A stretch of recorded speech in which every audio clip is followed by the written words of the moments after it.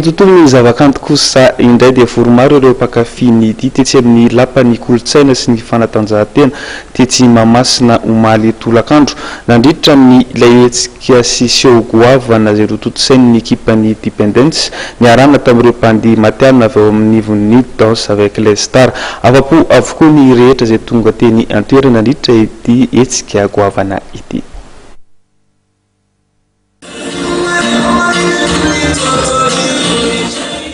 Seho goavana no nitotosain'ny ekipan'ny Dépendance niarahana tamin'ireo mpandihy matianina avy ao amin'ny Danse avec les stars na DALS ao amin'ny fandarana ao amin'ny fahitalavitra TF1 ao Frantsa omaly tetsy amin'ny lapan'ny fanatanjahantena sy ny kolotsaina etsy Mahamasina.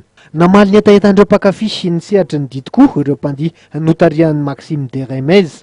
Fampisehoana matianina efa voahomana tsara araka ny seho voalohany efa nataon'izy ireo zoma lasa teo Tenivato no nomeny mpandihy Danse avec les stars de France ireo mpijery voromaro tetsy amin'ny Mahamasina nandritra ny adiny roa sasany.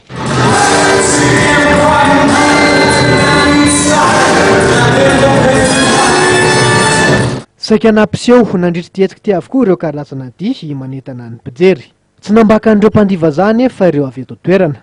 Nandray anjara feno ary nampiseho ny talentany tamin'ny fampisehoana ty tokoa ireo mpandihy malagasy izay nitsongaina manokana nanentana ny hetsika. Tanjona tamin'ity fampisehoana ity ny fanaovana asa soa dia ny fanampiana ny Conseil indépendant de danse Madagascar na ny CID. Etsy andanin'izany tafiditra ihany koa ao anatin'ny fankalazana ny 20 taona ny Groupement TV ity seho tokana ity.